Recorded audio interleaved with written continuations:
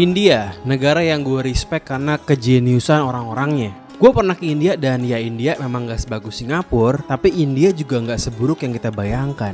Di bayangan kita India itu pasti super jorok, berisik klakson, dan super kumuh, juga sangat menggelikan. Ya bisa gue bilang itu salah-salah benar. Gue pernah ke Delhi, gue pernah ke Mumbai. Betul, ada bagian India yang seperti itu, betul. Yang seperti kita lihat di internet, makanan-makanan pinggir jalan yang pakai tangan, ya betul ada. Tapi nggak semua India itu sejorok itu.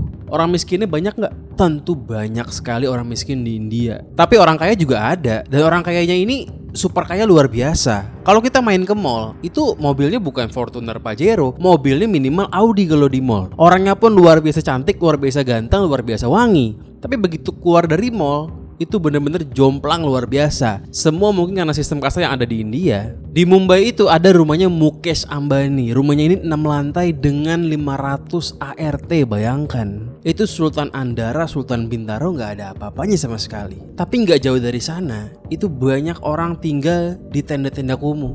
Sungguh luar biasa, berbeda, sungguh sangat senjang. Ya ini buat disclaimer ya, gue merupakan orang yang punya hubungan dagang dengan orang India. Jadi mungkin video ini akan sedikit bias. Jadi dulu tahun 2018 gue bawa produk brewok namanya Heros. Itu merupakan penumbuh brewok yang sangat canggih. Dan sekarang 2020 ke atas gue itu bawa produk skincare India juga namanya Ustra.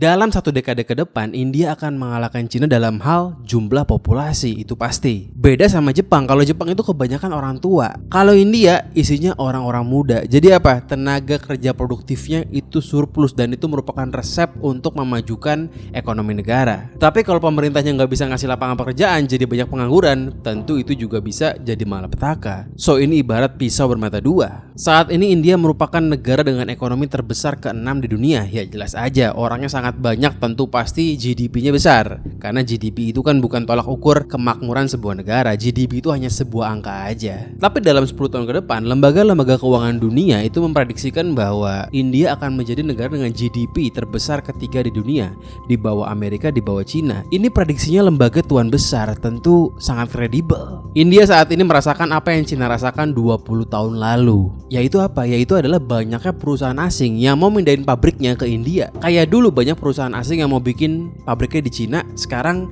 ke India. Kenapa? Karena jelas tenaga kerjanya murah. Banyak banget orang India itu sampai membuat suplai tenaga kerjanya itu luar biasa banyak. Ya akhirnya apa ya? Akhirnya gajinya itu jadi murah. Kalau Cina sekarang udah mulai mahal. Kenapa? Cina sudah mulai makmur. Artinya apa? Artinya para pekerja sudah mulai menuntut untuk dinaikin gajinya. Jadi ya sekarang buruh Cina itu udah gak semurah dulunya. Itu kenapa Apple mau pindah ke India. Oke, kalau soal gaji murah kan gak cuma India doang. Ada negara Afrika, ada negara Pakistan, Bangladesh, Afghanistan. Kenapa harus India? Padahal kalau dihitung-hitung pastilah lebih murah buruh di Somalia dibandingin buruh di India. Ya karena India itu mirip dengan Cina. India ini bukan cuma sekedar bisa nyuplai buruh murah aja. India ini juga merupakan pasar yang luar biasa besar. Jadi kalau ada pabrik asing masuk, itu ibarat sambil menyelam minum air. Kalau bikin pabrik di Somalia misalnya, oke betul buruhnya murah, tapi pasarnya kan nggak ada, pasarnya super kecil. Rugi buat apa? Mendingan ke Cina sekalian. Pasarnya luar biasa besar, buruhnya pun murah pada zamannya. Dan sekarang India lah yang buruhnya murah plus pasarnya luar biasa besar. Pilihan paling logis setelah Cina adalah India. Baru yang ketiga mungkin Indonesia. Ya Apple sekarang sudah sedikit demi sedikit pindahin pabriknya ke India. Belum semuanya, majority masih di Cina, tapi pelan-pelan bakalan majority di India pabriknya. Ya mungkin nanti iPhone 17 yang dijual di Indonesia mungkin saja made in India. Tapi kira-kira adakah bedanya Cina dengan India? Apakah sama aja? Apakah India hanya akan menjadi the next China? Jawabannya agak berbeda. India Cina nggak sama. India ini punya kelebihan yang Cina nggak punya, ya begitupun sebaliknya. Salah satunya adalah soal tenaga kerja tadi. India ini super muda orang-orangnya. Sekarang median umurnya 28 tahun. Dulu Cina tahun 2000 itu 29 tahun, artinya lebih tua Cina pada zaman awal-awal pabrik mulai masuk tuh. Kalau sekarang Cina sudah median umurnya itu 38 tahun, udah makin tua dan kedepannya akan terus makin tua. Kenapa? Karena kebijakan one child policy. For the first time in decades, China's population has declined by 850,000 people according to official numbers. Projections show that by 2100, China's population will be lower than it was even in the 1960s. Tentu ya tadi, semakin muda umurnya, semakin bisa dipertahankan lama nih. buruh-buruh murahnya karena supply-nya luar biasa besar. Semakin tua populasinya, maka supply tenaga kerja makin sedikit, yang artinya buruh pasti mahal. Semakin banyak suplai tenaga kerjanya, maka bakal banyak pabrik asing yang mau pindah ke India, yang artinya lapangan kerja bakal makin banyak, yang artinya rakyat bakal makin makmur pelan-pelan. Yang artinya juga harusnya kalau pemerintahnya benar, itu bakal terjadi transfer teknologi dari pabrik asing ke pabrik lokal. Yang artinya kalau pemerintahnya benar, brand-brand lokal itu bisa bikin produk yang ciamik juga karena udah belajar sama pabrik asing. Ya tentu harapan Narendra Modi adalah India ini kedepannya bisa punya produk lokal yang lebih hebat dari Xiaomi, dari Wuling. Dengan asumsi tadi, dengan asumsi karena usia super muda, maka buruh murahnya ini bakal bertahan lama. Jadi ya harapannya investasi asing ini ke India bakalan sangat lama bertahannya. Begitupun transfer ilmunya. Oke, tapi sebenarnya kan soal usia nggak terlalu beda jauh sama Cina. Apa spesialnya? Ada yang lebih spesial. Yang lebih spesial bedanya adalah orang India ini yang berpendidikan itu bisa bahasa Inggris. Orang Cina enggak, jarang yang bisa bahasa Inggris. Ya sekarang banyak, dulu nggak banyak. Kalau dulu ada pabrik asing mau masuk ke Cina, itu cuma bisa ngelemparin industri manufaktur aja. Kenapa? Karena Cina itu orang-orang yang jago bikin produk, tapi nggak mungkin ngelemparin industri servis, industri jasa. Ya karena orang Cina nggak bisa ngomong bahasa Inggris. Kalau di India itu nggak cuma bisa manufaktur aja, di India juga bisa ngelemparin industri servisnya. Contoh banyak perusahaan Amerika yang ngelemparin pekerjaan customer service-nya itu ke orang-orang India. Jadi kalau kita sebagai orang Amerika, kita mau nelpon Bank Citibank misalnya, itu mungkin aja yang jawab itu bukan orang Amerika. Mungkin saja CS-nya itu adalah orang India yang tinggal di India. Ya kayak zaman sekarang lah, banyak misalnya perusahaan, katakanlah perusahaan skincare misalnya, dia ngelemparin job CS-nya ini ke Jogja. Kenapa? Karena UMR di sana di Jogja itu lebih murah dibanding di Jakarta. Jadi meskipun kantornya itu di Jakarta, biar murah, dia lemparkan pekerjaan CS-nya ke Jogja. Ini mirip dari Amerika dilempar ke India. Ya beda jauh UMR-nya, tentu perusahaan bakal hemat luar biasa. Jadi India ini nggak cuma bisa dilemparin manufaktur aja, servis pun bisa. Tapi servis-servisnya pun nggak cuma servis entry level kayak tadi, nggak cuma sekedar CS doang. Kita tahu orang India ini super duper jenius. Banyak CEO perusahaan besar, perusahaan dunia itu CEO-nya orang India. Jadi India ini nggak cuma menang karena dia bisa bahasa Inggris doang. India ini juga menang karena mereka itu orang IT-nya luar biasa pintar-pintar. Jadi perusahaan Amerika, perusahaan Eropa juga banyak ngelemparin apa? Ngelemparin pekerjaan develop software ke India. Jadi yang di outsource bukan cuma CS, tapi juga pekerjaan dengan gaji tinggi seperti ya tadi, seperti software developer gitu. Ya India ini soal teknologi sangat bisa diadu dengan Amerika. Jadi bisa dibilang India ini campuran Cina dan juga Israel. Dia nggak punya kemampuan manufaktur sehebat Cina, tapi dia punya juga yang lain buat melengkapi. Dia juga punya kemampuan teknologi seperti Israel. Ya meskipun tentu nggak sejago orang Israel, tapi dia bisa kombinasi dua ini. Mereka jenius tapi murah.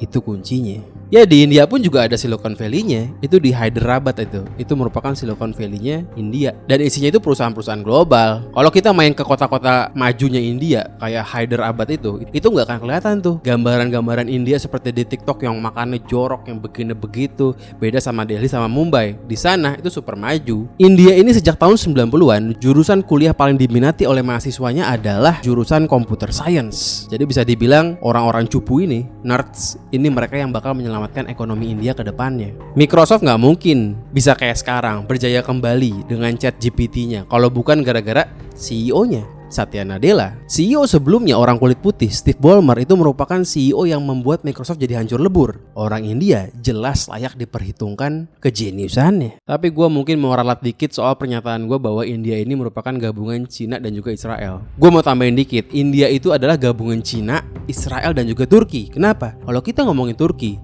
itu adalah negara yang terkenal dengan medical tourism-nya. Banyak orang ke Turki, selain buat jalan-jalan ya, juga banyak buat berobat. Berobat yang bisa dibilang buat kecantikan. Entah itu buat operasi plastik, entah itu buat transplant rambut, entah itu buat yang ekstrim kayak manjangin tulang, ada juga di sana. Terkenal Turki itu. Terkenal dokternya itu jago dan juga murah. India pun demikian. Dokter India juga sangat jenius-jenius. Kalau kita mau ngomongin contoh operasi sinting buat manjangin tulang supaya tinggi, itu selain di Amerika, hanya ada 3 negara di dunia yang harganya itu murah dan dokternya itu jago. Di mana tuh? Di Turki, di Korea dan juga di India. Dokternya oke, reputasinya bagus, harganya murah, jauh lebih murah daripada Amerika. Ya 3 tadi. Jadi India ini dokternya pun luar biasa. Ya karena dokternya ini luar biasa, banyak orang mau berobat ke sana, tentu saja itu mendatangkan devisa juga. Itu ibaratnya kayak pariwisata. Makanya namanya medical tourism. Misalnya ada orang luar negeri mau berobat ke India, katakanlah orang Malaysia. Orang Malaysia ini kan nggak cuma bayar rumah sakit aja, nggak cuma bayar dokternya aja, pasti juga bakal bayar hotel,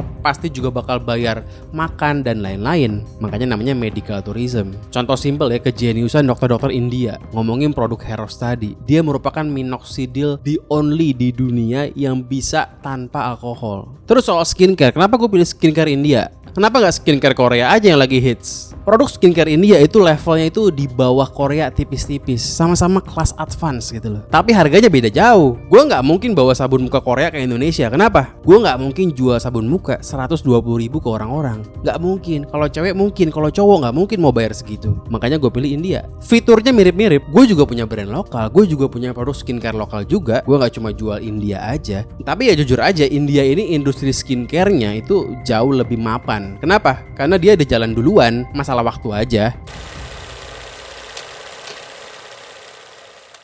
Tapi ya jangan salah tangkap, gue nggak bilang bahwa India akan mengalahkan Cina, akan mengalahkan Amerika, akan menjadi negara superpower, Pax Indiana. Gue nggak bilang begitu. Yang gue katakan adalah India ini punya bekal, punya fondasi buat one day berubah menjadi negara maju. Itu aja. Untuk soal jasa, betul, India luar biasa dengan jasa outsourcing customer service-nya. Dan juga nggak lupa, jasa IT-nya juga lebih canggih lagi. Tapi kalau mau dibandingin dengan Cina, sebenarnya soal ekspor jasa ini juga masih gedean Cina. Di tahun 2021, Cina itu ekspor jasanya sebesar 338 miliar dolar. Kalau India itu baru 240 miliar dolar. Tentu masih besaran Cina.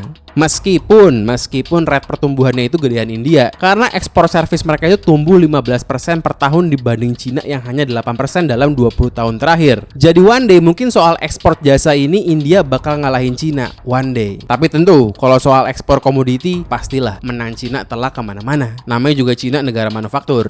Tapi kalau kita bandingin lagi nih, dengan Cina betul masih kalah. Tapi lawan negara maju kayak Jepang, itu ekspor jasanya masih menang India. Jepang di tahun yang sama cuman ekspor jasa sebesar 170 miliar dolar. Artinya apa? Artinya sektor jasa ini memang jadi senjata ampuh buat India untuk ningkatin ekonominya. Jelas-jelas punya potensi yang besar. Dan kalau kita mau bandingin lagi nih, total ekspor India itu barang dan jasa di tahun 2021 adalah 680 miliar dolar. Sektor jasa tadi itu 240 miliar. Artinya menyumbang kurang lebih 35%. Jadi dari total ekspornya India, sepertiganya itu adalah jasa. Kalau kita bandingin sama Cina itu tahun 2021 total ekspornya barang dan jasa adalah sebesar 3,5 triliun dolar. Yang artinya apa? Artinya ekspor jasa mereka itu tidak sampai 10%. Ya mungkin itulah bedanya India dengan Cina. Sektor jasa di India cukup mendominasi. Yang artinya skillnya orang India itu top global. India itu punya bekal yang bagus untuk merubah ekonominya menjadi ekonomi negara maju. Tapi yang gak lupa, masalahnya juga banyak. Dan masalahnya ini pun masalah klasik. Sama kayak Indonesia, masalah yang paling utama tentu saja adalah kesenjangan sosial. Di Indonesia juga ada kesenjangan sosial, tapi di India itu luar biasa masif. Ini nggak perlu data, ini cukup pakai mata telanjang aja kelihatan gila-gilaan. Terus apalagi? Terus juga ada masalah pengangguran, masalah korupsi, ya sama aja lah sama Indonesia. Ada juga masalah media-media penyebar hoax, polarisasi macam cebong kadrun, utang-utang dari elit global, dan lain-lain. Dan yang nggak lupa juga, COVID kemarin itu benar-benar bikin ekonomi India berguncang. Kenapa? Karena mereka total lockdown. Dalam hal ini gue harus puji Pak Jokowi setinggi langit, karena Pak Jokowi tidak menerapkan lockdown. Kalau lockdown bisa hancur gitu. Kalau sampai lockdown, tuan besar akan tertawa kegirangan sambil menawarkan hutang-hutang baru. India dan Indonesia itu banyak miripnya, terutama soal rambut manusianya.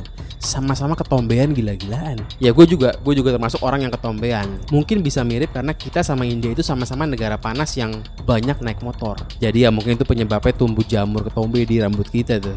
Itu kenapa sekarang Ustra bikin serum anti ketombe, dan serum ini sekali pakai bisa langsung signifikan mengurangi ketombe di kepala lu. Bayangkan, sekali pakai langsung kelihatan hasilnya. Itulah sintingnya formulator India. Ini literally sekali pakai langsung kelihatan before afternya. Serum ini itu mematikan jamur-jamur penyebab ketombe di rambut lo. Dan serum ini pun seperti produk Ustra lainnya nggak pakai SLS, nggak pakai paraben. Jadi apa? Jadi dia nggak bikin rambut jadi kering. Kalau kita misalnya ngomongin produk anti ketombe, sampo-sampo di supermarket, itu pasti membuat rambut jadi kering karena ada mentolnya tuh. Tapi kalau yang ini tidak membuat rambut jadi kering. Lo bisa pakai ini after keramas atau sebelum keramas, bebas. Kalau gue sendiri nyobain semuanya sama-sama ampuh, tapi menurut gue yang paling ampuh adalah sebelum keramas. Ya mungkin orang beda-beda ya. Lo bisa cobain lah, lo bandingin lo pakai sebelum keramas dan juga setelah keramas, mana yang lebih efektif. Gue pakainya itu seringnya adalah setelah mandi, tapi tanpa keramas. Jadi gue mandi nih, gue gak keramasan, gue pakai ini aja. Dan itu udah bisa membuat gue tidak ketombean seharian. Tentu kalau mau hasil yang permanen ini gak bisa langsung sekali pakai, tentu butuh waktu. Ya pakai aja setiap hari, ini pun isinya 100 ml, super banyak, gak bakal habis-habis. Dan ya gue sekarang jadi jarang sampoan. Gue sampoan hanya 3 hari sekali sekarang. Ini lo pakai setiap hari pun bisa tahan 2-3 bulan 100 ml. Kalau lo mau lihat lebih lanjut, lo bisa cek link produknya di bawah di deskripsi itu. Peluang India ini untuk menjadi negara maju akan lebih mudah terwujud jika orang-orang super jeniusnya itu mau pulang kampung ke India. Banyak orang-orang India yang sedang merantau di Amerika, di Eropa. Dia bikin perusahaan di Amerika, dia jadi CEO di sana. Kalau mereka semua itu mau pulang dan bikin perusahaan di India sendiri, tentu pasti akan luar biasa. Bayangkan orang-orang seperti CEO Microsoft, CEO Google, CEO IBM, dan juga CEO OnlyFans. Itu semua orang India. Luar biasa jenius.